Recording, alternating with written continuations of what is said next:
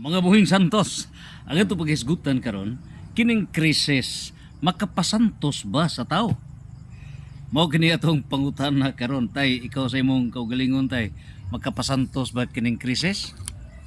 Tay, Ah, makapasantos ba ni sa tao kining krisis? ug muantos mga masantos. Ah, magantos Oh, masantos. anto ka purpose ka ba? Okay. Sakto po no? Kining magantos masantos. Okay. Now, grabe din yung kining magantos masantos. Sakto po niyo no? Kini daing grabe din yung pamaagi sa Ginoo. Tinuod din nagingon nga call by love, call by fear. Duha ka paagi ang pagpabag-o sa tao kining tawag sa gugma ug di mada sa tawag sa gugma, tawag na sa kahadlok. Inumdum ko tayo sa 2 HP sa na Cebu nga kahadlok kay ang higugmaa ang Dios, kahadlok kay ang Dios. So, nining tanan, unsa bay nahitabo? Ngano ban nga naabot man ta niining crisis? Mao kini usa sa mga ehemplo sa call by fear. Now, niining tanan duha ni ka klase unsaon pagpasanto sa tao. It's called by love, pinagi sa evangelization by the word of God, pero di man gid maminaw ang tao, di maminaw, di sud maminaw, close minded. Example, kining karafista nato, no? Magfista ta sa barangay, fista sa lungsod, etc. mga fista. Nagatuo ta nga kaabot og 30% ang tinuod yun nga nag-honor sa santos, maglisod ta kakita og 30%. Ngano ba? Ang fista gihimo na nga kahigayunan sa nagkadaiyang mga kahilayan. So, ang atong mga kaigsuunan gihimo mga disco, etc. Nahitabo nga it's only in diocese of Talibon nga sila didto dili mo tugot yun ba. Congratulations the late Bishop Noel Christian nga dili jud misahan ang maong sibahan kung dunay disco nga pagaymoon in night before the fiesta. Very correct ang diocese of Talibon, discipline. Pero sa ubang mga diocese in Tagbilaran, liberal ang Tagbilaran. So mao ni nga undisciplined. Now, ilabihan, dili na gani mo apil og simba, dili na mo apil og novena, dili na. So tuwa sa kahilayan, tuwa sa kalingawan ang focus matag fiesta. So dili na gani mo focus og naibaw kinsa ang patron, wa tuwa sa pakals, tuwa sa pakals. So inig fiesta gani ang concept sa tao, la misa dili ang misa. So dunay diversion. So is fiesta useful?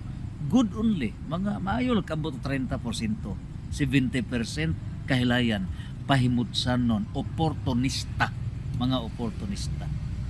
Gipahimudsan ang patron o niya ang nakahugaw gyud niya na maghimo og mga laway nga mga engkantada uban pa. Nan tungod niini mitugot ang Dios nining ikaduhang pamaagi pagbag-o sa tao kay di man maminaw. So adto na sa call by fear. So unsa ning call by fear? Mao ni nga dunay mga kalamidad. So duha ka klase kining mga kalamidad nato, kining mga katalagman, duha ka klase. Acts of God nga by nature sama sa linog, sama sa bagyo, sama sa mga buhawi ug uban pa, no? Call by nature kana acts of God. Nana sa Ezekiel 13:13. Hindi man ka maminaw, so mo na nga doon na mga katalagman. Ikaduhang klase sa katalagman kanang hinimo sa tao. Sama ni karon nga gubat sa Iran, Iraq, Israel nga mi-involved na kinig more than 10 ka mga nasod sa kalibutan. Nan karon unsa bay na epekto niini? Nganong makaingon man kita nga kining crisis makahatod sa pagkasantos sa tao. Katong giingon mo tayo nga ang magantos masantos. Ngano ba? I wish to congratulate Mayor Pedro Literatos Jr. sa lungsod sa Luon. Dera, na iyang executive order, no? ni Mayor Pedro Literatos. Executive Order number 27 series of 2026, an executive order on energy conservation, regulation of certain public activities, and promotion of prudence amid the national fuel crisis. So taliwa ni ining krisis sa gasolina, taliwa ni ining maong krisis, mao na nga dunay mga reglamento. So unsa ba ang reglamento niini? Grabe, no? Kini ihaning gisikad o kining maong ihang executive order nga gipirmahan niadtong Abril 10. Misunod kini Abril 10 human mi pakanaog og executive order sa Governor Erico Omentado. Na siya executive order ang governor sa Bohol, executive order number klaro ni. Okay? Number 07, no? Nga gipirmaha ang ni pagawas nitong Marso 2. However, ang atong copy wala may signature, no? So, it's March 2.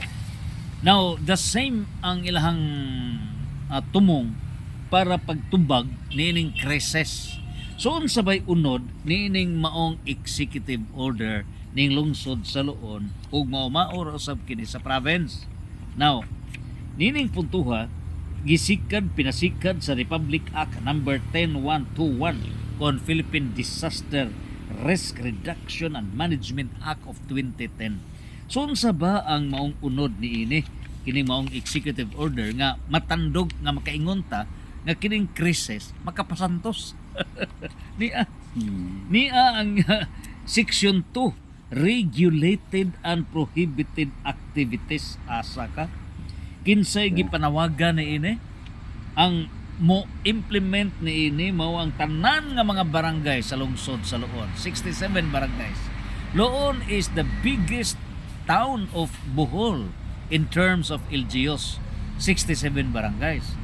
Unya ang Bohol is the biggest province in the Philippines. Sa 82 ka mga lalawigan sa Pilipinas, ang Bohol mo'y kinadak-an in terms of the number of LGUs. Kaya doon na may 48 LGUs, 47 kalungsod, 1 city. Sikandid na sa Cebu. But not on area. Kaya na may mas dako pa nga lalawigan in terms of area. But in terms of ginagdaghanan nga mga lungsod, LGUs, it's Bohol is number 1 in the Philippines. Unya in Bohol, Luon is number 1. So mao kini karon. Now, bugat ning maong executive order insofar as Luon is concerned. Now, mao kini nga gi-addressan sab niini ang mga tanan nga mga opisyalis ug mga empleyado, no? Mga trabahante sa lungsod, tanang mga barangay officials sa Luon. Atensyon kamo. Tanan nga mga public and private activities conducted within the municipality. So public or private activities. Now unsa ba kining public or private activities nga mao'y naigo ni ining executive order? By the way, for the information sa atong mga kaigsuunan, kining executive order is both a resolution and ordinance. Ngano? It's a combination. Ang executive order can only be issued by the punong barangay, by the mayor, or by the governor by virtue of a law or an ordinance. So kanang executive order mao na specific na nga kamanduan sa executive, local chief executive sa barangay, sa lungsod, sa city or sa province, pinasikat sa existing nga balaod or ordinansa. So maunay detalyado nga pagpatuman sa balaod or ordinansa. In the absence of a law, in absence of an ordinance, there can be no executive order. Ug busa ang gibasihan ni Mayor Pedro Literatos mao ang balaod mismo sa especially, no? Ang balaod mismo nining gitawag og risk reduction, no? Kining Disaster Act. Sumaw kana ang iyang gibasihan niining iyang ipadayag nga executive order. Now karon ang pangutana, no? Unya iyasad nga gibase kini sa DILG Memorandum Circular number 2026-023 nga nagmando sa mga local government units sa pagpatuman sa energy saving measures. Kining mga executive order timan-an nato sa lower level nga lungsod magbase gyud na sa higher nga order. So balaod, ordinance, or kining mga circulars or higher nga kamanduan which have the force and effect of a law. So sama niining mga circulars, no, mga department order, memorandum, circular. So mo gibasihan ni Mayor Literatos. Now unsa ba balik ta sa gingon mo tayo nga ang magantos masantos na balik ta sa pista. Unsa ba giingon ri prohibited activities ang gidili, all discos di ara.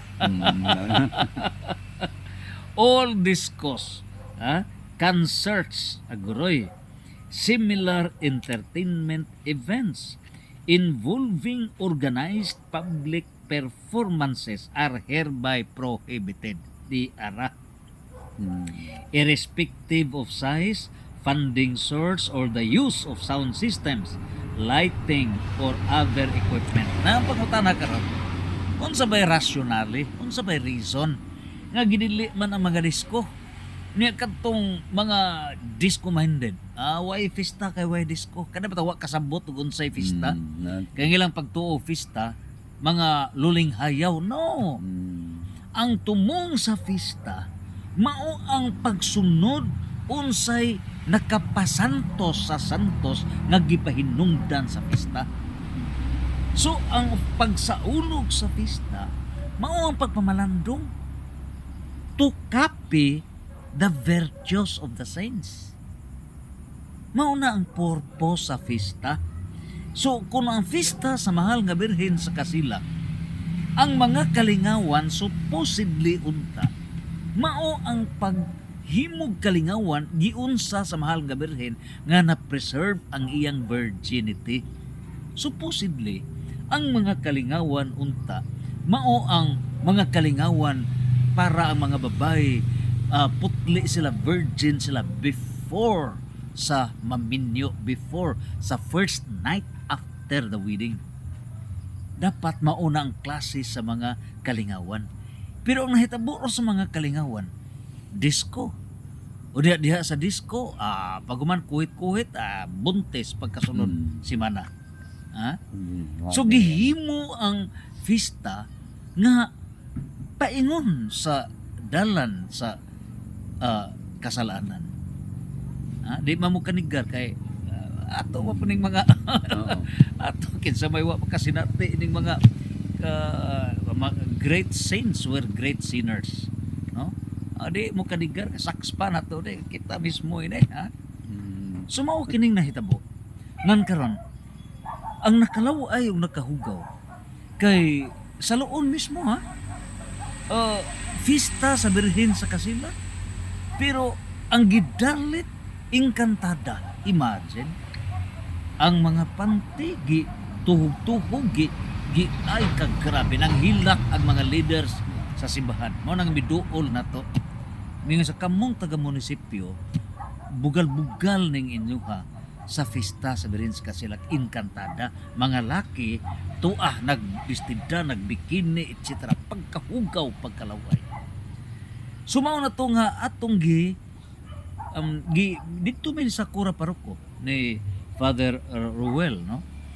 Unya nahitabo nga mihimo siya og directive text nga kinatas-ang text gibasa ni Mayor LV Peter Lopez Lapagos sa iyang miaging administration, mga 9 minutes more or less.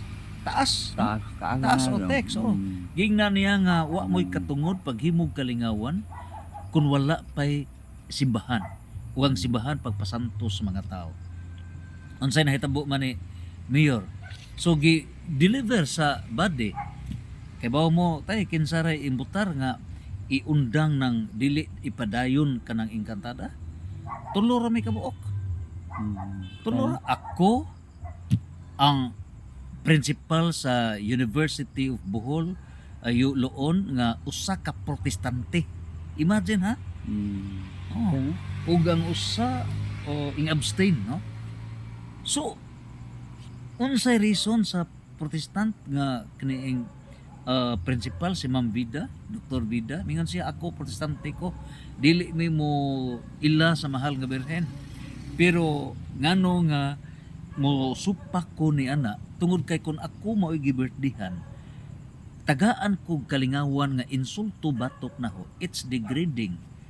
It's against my wish. It's against my will. So, maayo pang protestante. Pero ang mga leaders gud mismo wa. So, unsa nitabo? Dito sila sa SB. Pagabot sa SB nanghunaw gihapon. Nanghunaw si Mayor LV Poncio Pilato kay may pagbutar daog man. Sa SB sad nanghunaw sa kalagi kay lisod lagi po sa buto. So, unsa nahitabo? Mo tong si Sister Gertrude may padayag nga sige lang. That might be the last Fiesta Tinodon. Kay after ni adto miabot buto ang COVID. Wa nagay mga fiesta na itabo. 3 years nagantos. So kini sab karon mibalik na sa tong tuyhakaw nga mga tarantado. So unsay nahitabo karon? Naanay krisis. Naanay krisis. So ni ana executive order. Gidili na ang mga disco. Allah. So mayo naman Mao nagingon lagi, dili ginita mo tuo sa call by love, igo ta sa call by fear. Di man mo mutuo. Di man ta mutuo. Nasay mga pare ron nga inay unta maoy mo tudlo unsay sakto, nabubadlong unsa sayo. Maghimo may hinuunog LGBTQ nga officer sa Parish Pastoral Council na Sorambaw ang simbahan. So, mao ni nga ang langit na mitugot nga naay call by fear. Mao ni nga gitawag og man-made nga katalagman. Ug tungod niini na pugos lihok na gud mayor order walay disco, wala na. So mga fiesta tibok Bohol is May Feast Province. Nani na istorya diha tay nga didto sa langit si San Pedro ra mabilin og fiesta kay manguli mga santos pista sa Bohol. Matod po sa purgatorio ko no walay tao gano manguli sila sa Bohol kay pista. Matadong balanan din ang tanan sa Bible nuod. Ang sa Bible nuod. Balanan na din. So mao karon. Now mao ni nga wala na disco sa paiban similar entertainment concerts. Wala. Tibok po na dong. Tibok. Kay luon na pa executive order po sa kuan sa governor. Na mao pa na nahitabo sa whole Philippines. Mao pa di karon. So mao ni nga kini karong krisis makapasantos. Mao ni gitawag og forceful way of discipline. Mao na nga di gani ka mada sa tuo, ari ka sawa, pero mo krisis ka, mapugos ka. Mao na nga kon dili ta maminaw sa mga maayo nga tambag, pugos gid ka, call by fear. So mao na mahitabo So wala na. Pero katong nadiha na mga naaga na mga basketball within ra sa barangay, nakasugod na mo, padayon lang na, no? Pero ang gibawal ini intra-barangay kining gibawal ni ini o unsa may gibawal ini no inter-barangay municipal wide o large scale nga mga liga gidili na gibawalan na. Pero nining puntuha karon katong nakasugod na sud sa barangay padayonon lang na no? Pero dunay strict technicality. So mao ni ang mahitabo nga no pag save sa kuryente. Usa na sa purpose. Usa na pero in reality preservation na para di makasa ang tao. So ang langit nagatanaw para mapugos tag simba.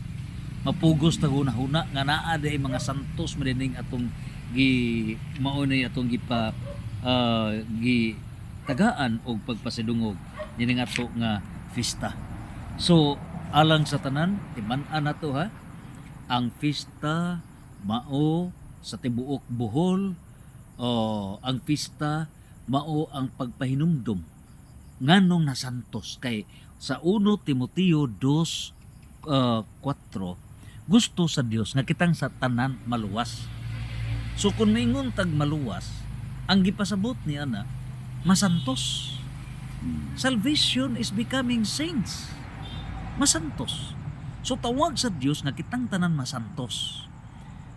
Unya naa ba na? Yes. 2 Timoteo 4:8 gipurong-purungan sa kadaugan. So mo na nagmalampuson na himong santos. Unya nining tanan mingon siya nga sud mo sa pig-ot nga dalan kay gamay pig-ot kayo ang agianan paingon sa langit. Mateo City 14. Pero ilabihan kaluag paingon sa kalaglagan.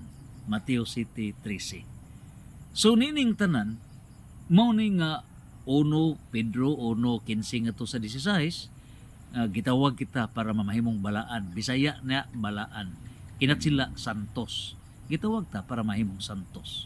O kining santos si San Mateo mingon, Mateo 5:48. Mao na ang perfect. Posible ba mahimong perfect ang tao? Yes.